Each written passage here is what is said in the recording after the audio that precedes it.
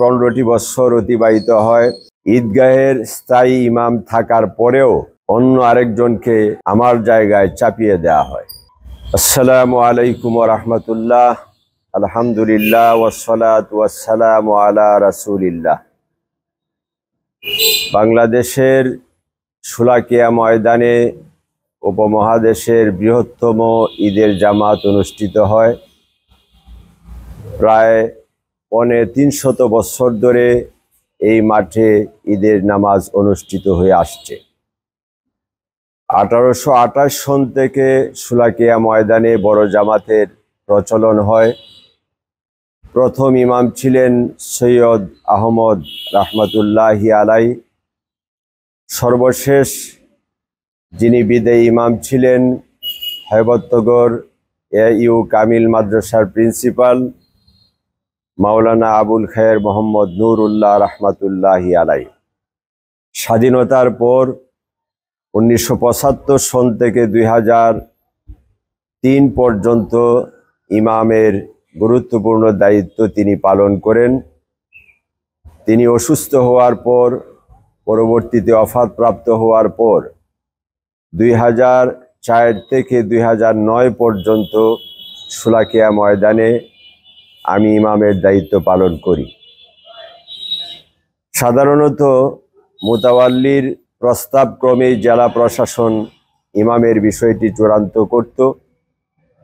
আমি শোলাকিয়া ময়দানের ঈদগাহের স্থায়ী ইমাম হিসাবে দীর্ঘ 6 বছর একটানা ইমামের দায়িত্ব পালন করি।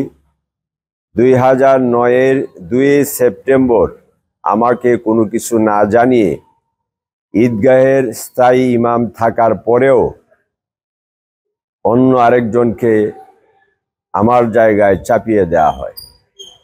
তৎকালীন এই সিদ্ধান্তে তৎকালীন সরকারের নেতাকর্মীদেরও একটি বিরাট অংশ এই সিদ্ধান্ত তারা মেনে নিতে পারে নাই।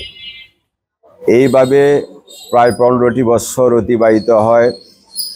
2025-এর 2 মার্চ আল্লাহ তাআলার অশেষ মেহেরবানিতে প্রশাসন, মুতাওয়াল্লি, শহরবাসী, নেতৃবৃন্দ, সাংবাদিক সোসাইটি, তারপরে রাজনীতিবিদ, আলেম উলামা সকলের সম্মিলিত সিদ্ধান্তে আমাকে আমার জায়গায় পুনর্বহাল করা হয়েছে। যারা আমাকে আমার নিজ দায়িত্বে আবার ফিরে আসার সুযোগ করে দিয়েছেন, আমি তাদের প্রতি কৃতজ্ঞতা জানাচ্ছি। আমি আশা করছি এবছর এই উপমহাদেশের বৃহত্তম জামাত শোলাকিয়া ময়দানে অনুষ্ঠিত হবে। সুতরাং ঈদের দিনের এই আনন্দঘন জামাত যাতে সফল হয়, শুধু ঈদগাহে নয়, পার্শ্ববর্তী এলাকায় মুসল্লিরা যাতে নামাজ আদায় করতে পারে, সেজন্য আমাদের সকলকে সহযোগিতা করতে হবে। আল্লাহ তাআলা আমাদের ঈদ জামাত সহ দেশের সকল ঈদ জামাত সমূহকে কবুল করুন। তাকাব্বালাল্লাহু মিন্না ওয়া মিনকুম।